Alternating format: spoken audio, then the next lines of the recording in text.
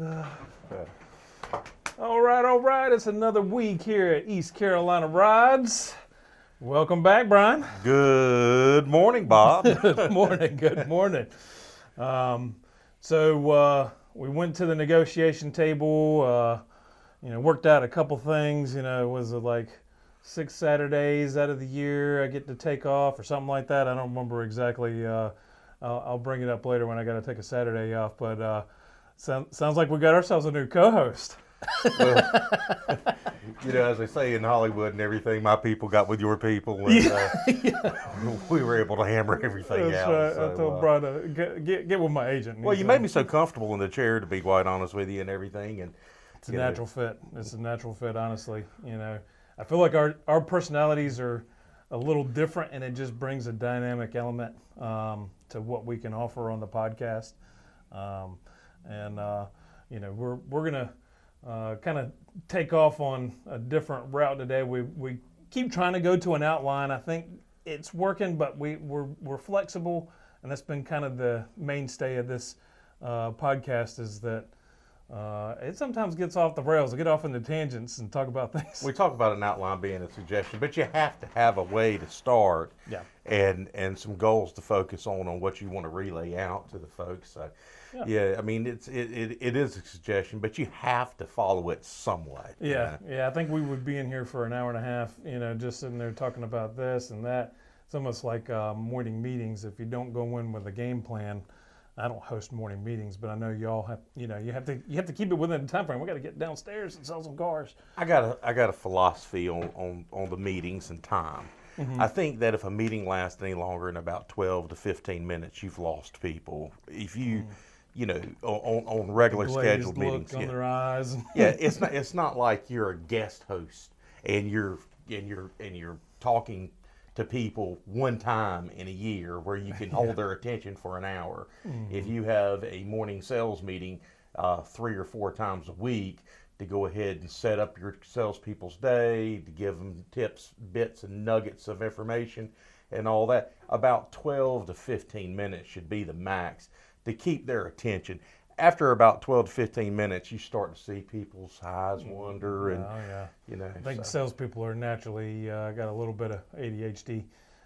We fill so many different roles, in your management position. You are doing the same, but we wear a lot of hats in this business, and it's kind of like you got to focus on your strengths and not your weaknesses, Mm-hmm. And if you have a tension problem, of course, I'm about the holistic point of view of things. Don't take Adderall. Join the car business,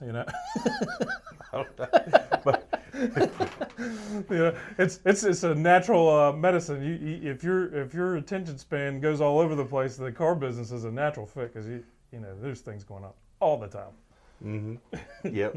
You could be doing this. You could be doing this exact task. Next thing you know, you have a customer right in front of you at your desk, asking you about, "Hey, can you help me get my radio fixed out here?" Yeah. And next thing you know, you have to come off that task, go help that customer with the radio.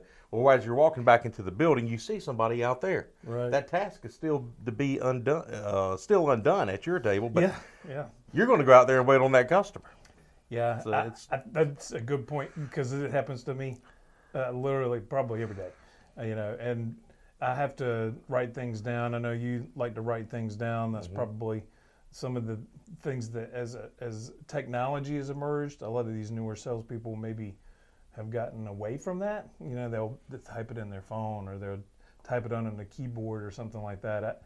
In my mind, when I do that, I don't remember. I have to write it. Like that physical act of writing it down for me is huge for my memory and remembering, what I got to do. Yeah, pretty much what I do every day. When I was on the sales floor, I had a big legal pad and wrote everything down because there was no CRM. Right. Yeah. I do let the CRM, our customer relations management tool, I do let that handle my customer load. Mm-hmm. But as I have to do things that day, as things pop up and I have to do things that day, I take out a sheet of paper out of my printer, I fold it over, and that is my pad for that day, and if something new pops up, I jot it down, and I need to take care of that before I leave for the day, or I need to take care of that by a specific point of time. Yeah. So, you know, a lot of things come up if you just put it in your phone and put your phone in your pocket and get on to the next thing. When you get back to your desk, you're not going to notice it. But if you get back at your desk and you have it wrote down on a sheet of paper, right out there, and you see it physically there, it really, you know, fine tunes what you have to do. Yeah. Now I have been, of course, I guess the technology guy for the last, I don't know, however long I've been like technology focused, and I'm always trying to get better at utilizing technology to be better for my workflow. And sometimes, I'll be honest with you, the CRM kind of bogs me down, and that's just me being real. I love our CRM. I love that it has the elements that it does as far as follow-up, but I have to use some secondary sort of supplementive ways of trying to make that work. You know, so I do use my reminders on my phone frequently. You know, if I can't, say like I don't have that piece of pad with me, or I'm in the midst of going between this place and that place, I will use the reminder feature on my phone. I'll say, you know, hey, remind me in 20 minutes. Sometimes it's that soon, you know, that I want to have that reminder. Or remind me tomorrow at 8:30 a.m. that I got to do this, that, and the other. And that's another way that I do the same. Yeah. I do the same. I make sure to put the alerts on an hour before. Right. Yeah. Make sure your alerts are on. Set the reminder. You don't put the alerts on those. It's a reminder to you. Trash. Yeah, you're gonna just let them go to the wayside.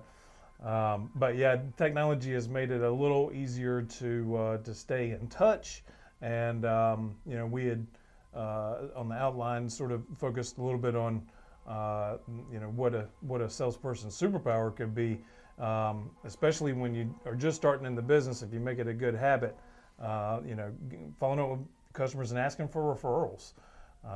You know, it's a huge part of our business. It's the first letter in our little symbol, you know, our ride. Yeah. Relationships. Relationships. And eventually, I was telling you, we're going to start to expand. We're going to have this. We're going to point up, and then there's just going to be something that shows up here. It'll be like I'm working on that. It'll be like the news on Saturday Night Live. Guy sitting and there's a picture up beside him. Yeah. But we of course want to always continue to develop and build our relationships with our customers. Do you have any advice on how somebody, for instance, new to the business can be effective at that? Yes.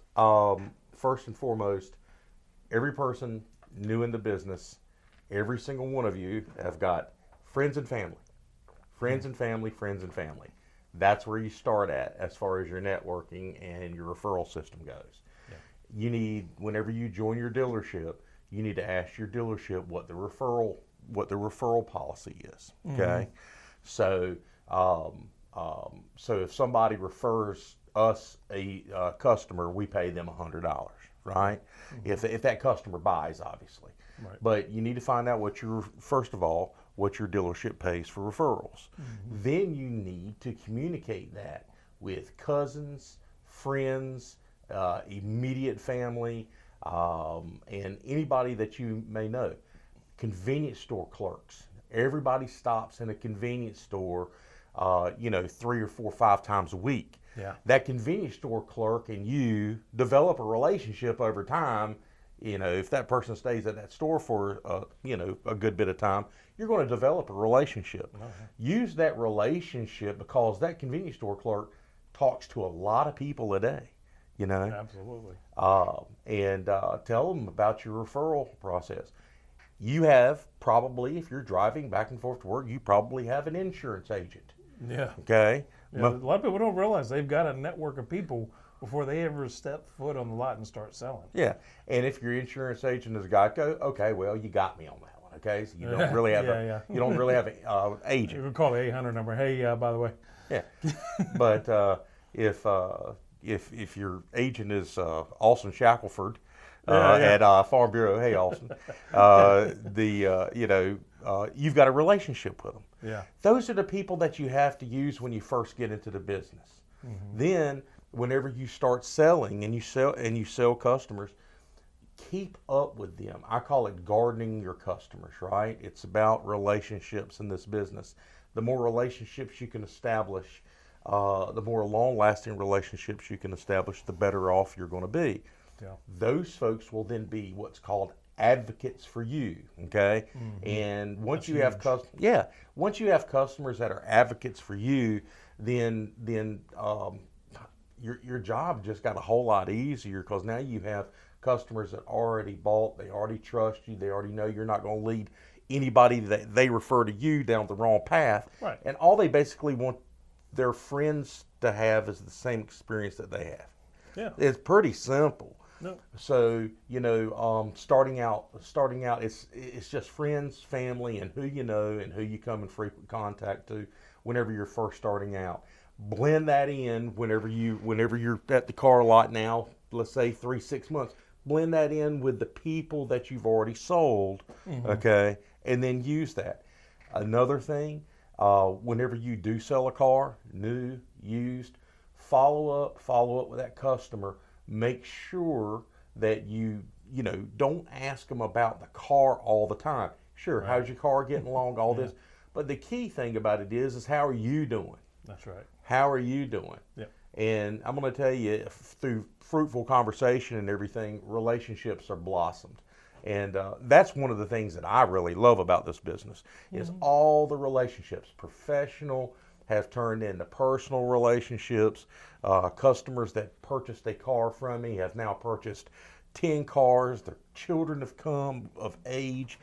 They're starting to purchase cars. It's a wild thing. Yeah, it's like exponential. Sometimes that's why there are people that are extremely successful in this business just sitting in their office. They don't ever step foot on the lot, and they have a network of people that just keep coming back to them. And I'm working on building that back up.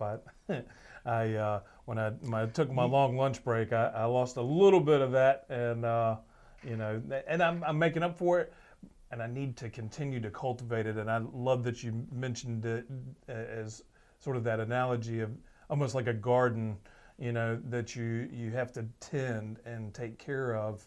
If you don't go in and water your plants, and you get to sometimes replant. Sometimes that seed is maybe the car had a bad engine, and that person has a bad taste in their mouth, and you got to be there to either talk them through it. These things are mechanical, and they require attention. So it can't be all on the salesperson. Obviously, you're not the mechanic after you sell the car. No. But you can be there for them to give them advice.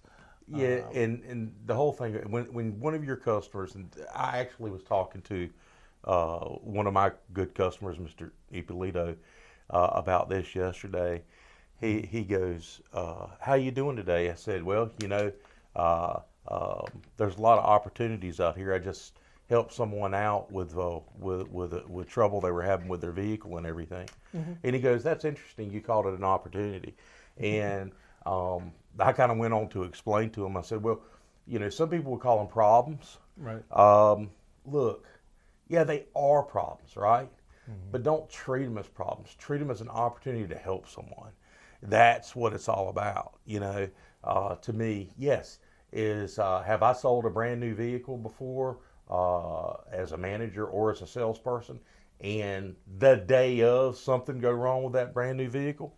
Absolutely. No. You stay in the car business long enough, that will happen. That's right. So, are you going to go, oh no, that's terrible? Right. Or are you going to go, that's okay, I'm going to take care of you? Yeah. I mean, the second way is the way to go. Yeah. So, think of it as an opportunity to help your customer. Your customer trusted you to spend all this money with them, with you, and now it's time to pay it back. It reminds me of something that I thought was, at the time I thought it was funny, but then I was thinking to myself, man, this guy ain't gonna last here long at all. But he would sell mostly used cars, and He said that he would sell a car, and then as soon as he sold the car, he would block their phone number. Huh? Because he didn't want to deal with problems. And he didn't last here but 3 or 4, maybe 5 months, something like that. I won't say Don't his say name his out name loud. because I'm gonna. If I still got his name in my book, Yeah. in my phone. It's like, What are you doing? Yeah, as soon as I sell him a car, they get blocked. I was like, I mean, it sounded hilarious, at the time because the way he said it, but it was like, man, that's going to be a problem. They're going to find you for one thing if you stay here. That's somebody that doesn't want a career. That's right. Yeah, Exactly. That's somebody that doesn't want a career. They're coming out here thinking this is going to be some quick, easy money. Yeah. Well, it ain't quick, and it doggone sure ain't easy. Mm-hmm. So if you think selling cars is quick and easy money, it's not. But it's good money if you work hard. I will say that. If you work hard, do the good things, it's great money. Yeah, yeah, and that's the unfortunate thing is that some people do come in as fly-by-night people, and they do it like, undercover almost. They don't. It's not like they advertise to you when they're going through the hiring that they're going to be terrible consultants or representatives of the dealership. They just have bad practices that sometimes they'll lead in, and that I think is why I like seeing fresh new people more than I do coming into the dealership. People that have been in the business for 10, 15, 20 years, because sometimes they bring in bad habits along with them, especially from I mean, not saying all old school people kept those bad habits, but No, you're definitely right. So the way of selling, even shall I say 10 years ago, is not the way we go today. Right. So that's right.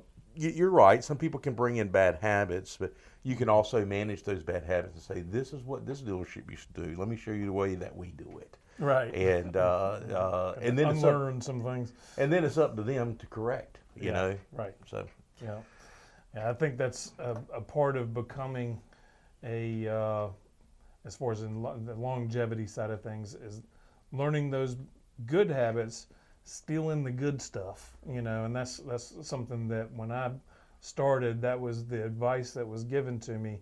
There was a few people that helped me through my formative years in the car business, salespeople that, I remember a guy named Trevor.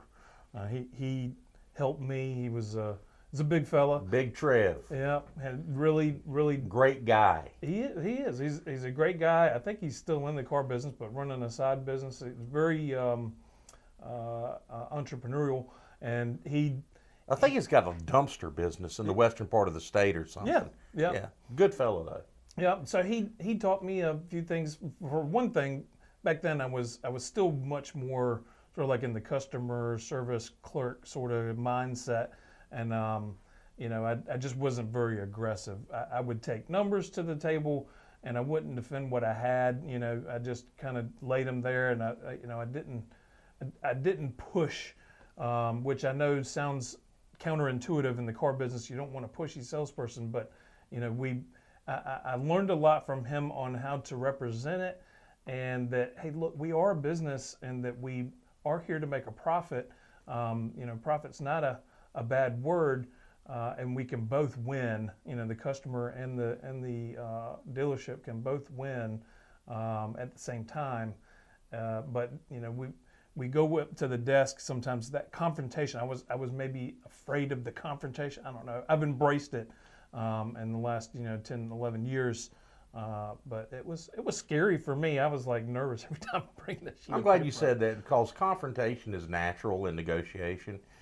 This is one of the few businesses that you can negotiate in, and it's the model of most car dealerships is things are negotiable to a point. Right. There's some vehicles that just are non-negotiable. I told one of the salespeople, Chris, yesterday.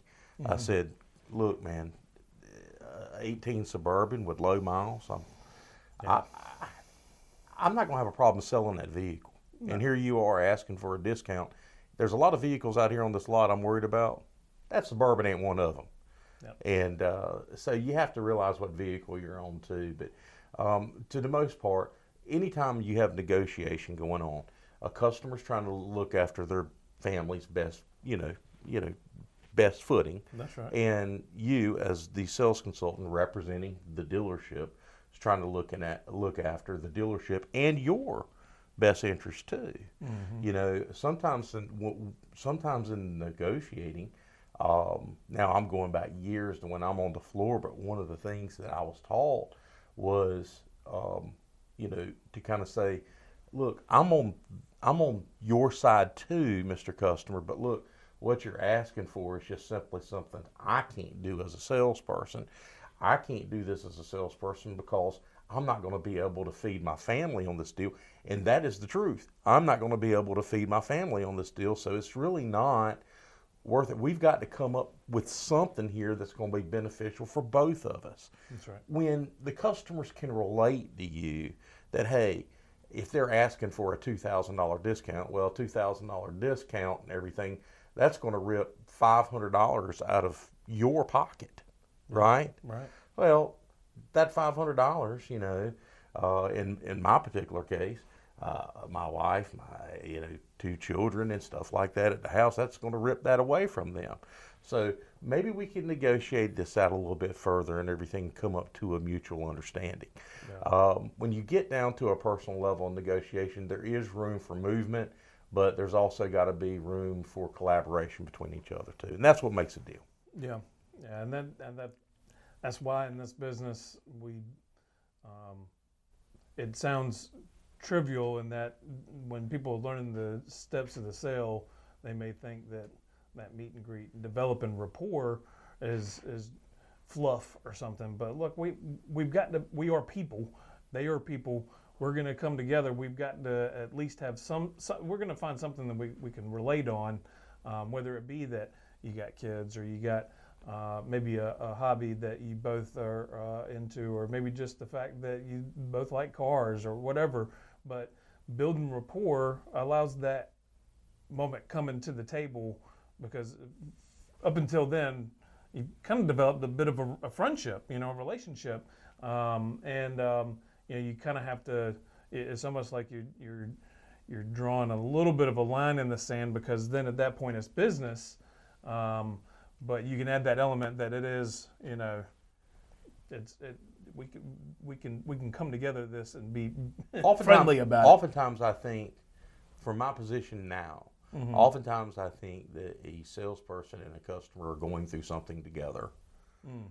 As I sit up there on the desk, I see the sales consultant and the customer sitting across from each other, right? Yeah. And they're talking about the deal and talking about this, that, and the other. Mm-hmm. And I really feel like the sales consultant and the customer are kind of going through this experience together, right, as I'm sitting up there watching it, Yeah. So I have a little bit of a different understanding and a different stance of it and everything. Mm-hmm. But given proper communication, there's no reason, as long as the deal's doable, there's no reason why negotiations can't result into a sale. No. All pending if everything was done correctly in the first place. I agree. I'm sorry you turned off your phone and I sat there and left mine right on. I just dinged. It's probably the build up to George's meeting. I'm going to take just a second to mute my phone here. Was that George? No, it wasn't George. Oh, wow. It was an internet lead. Hey, all right. Yeah, we've got a new thing going on this month. I don't know if we want to go over what is different in our internet team now. Yeah, that's going to be a top secret okay. little thing right now. Yeah, we got a somewhat friendly competition. I won't go into too much detail. It sounds like we maybe for another episode after we've experienced this. Maybe Shark Week. Yeah, that's right. The blood is in the water. It's not for customers. Blood's not in the water for the customers, but us as salespeople we've got a lot on the line, and every internet lead that comes in, I beat Chris, excuse me, I'm going into it, but I beat Chris by 1 second yesterday, and we're going into the audit trail and being fair with each other. But it's yeah, we're having a good time with it, but it is ultra competitive this month. Yeah, you got to get there quick. Yeah. Got to get there quick. But I like the way that y'all are communicating with each other about it. It's kind of like you're growing closer through the competition, and that kind of reminds me of a little bit of days past by. Yeah. And No doubt. yeah, Yeah, it was. We talk about it being, dog eat dog. You develop, and this is something I think is important too. You develop a relationship with everybody in the dealership, whether it be a good or bad relationship. Sometimes it's, not always a positive. When you're up against somebody, you get heated and maybe things get blown out of proportion. Sometimes it's happened to me. But then also you can find yourself a buddy, and I feel like that's a really important thing in this business, especially if they have a different day off than you, to build that to where you have somebody that you can trust, and then if, say, like a customer comes in and you're busy, or say you're off that day. I guarantee you I mention that about once a month. Yeah. Buddy up with somebody, specifically somebody that doesn't have you and them don't share the same day off, right, and everything. And come to find out, that's a very, very good system. Me and our current used car director, Ed, we had a buddy system. I remember I was on vacation. I went down to Myrtle Beach for a vacation, came back, had a car on the board. Ed said I took care of it. Same thing, Ed goes to the mountains and everything. He has a customer come in. Ed comes back off of vacation. Bam. Ed, you got a car on the board. There you go. Yeah. Just take care of everybody. That's right. Yeah, and that's just another element of the relationship part of the dealership, and I think we've done a pretty good job of rounding that off. Unless there's anything that you want to talk about in this sort of envelope that we've created of relationship with the customer, relationship with the inner relationship of the dealership with salespeople. Well, I would just say, as far as relationships at work, be a good steward. When you're Bobby McCrory, but when you come to work and everything, you're Bobby McCrory, sales representative for East Carolina Chrysler Dodge Jeep. You have to be a good steward. Get along with your fellow salespeople. It doesn't mean like pal around and watch YouTube videos all day or anything like. But just be a good steward with your with your peers. Sales management. Be available for sales management. Offer help to sales management. That goes a big difference. New sales guys, listen to me. Asking your manager and everything. Do you have anything that you need me to do? That goes a big way. Just be helpful. Be positive towards service and parts department.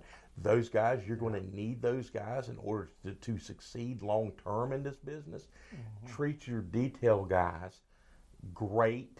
Those guys, especially in the summertime, if most dealerships do not have air conditioned wash bay, right, and especially in the summertime. Make sure that your detail guys are taken care of. Make sure you give them a pat on the back and say 2 words, thank you. Make sure you tell them thank you, communicate with them well, because, detail guys, they don't get enough credit when those cars pull around and the salespeople and or myself or another manager walks around the car to inspect it. Those detail guys don't get enough credit. Make sure you tell them thank you. Get them lunch on a Friday, buy them breakfast one day, do something for them. Right. And because, everything's got to click. Everything's got to click in order for that delivery to go well. Yeah. That's a great point, and something I was taught when I first started here, and I'm still, sometimes I'll get tied up and I feel like I missed the opportunity, but every single morning I try to walk around to each department and tell the guys or gals, good morning. Just a simple thing. Just say, hey, how's it going? Good morning. And check in with your people, This is, a fun place to work here, and it really, I think, is about the culture that has been developed and is continuing to improve. I think that our values being RIDE like they are instills it in people's brain that work here that those are the important elements that make a flourishing business better.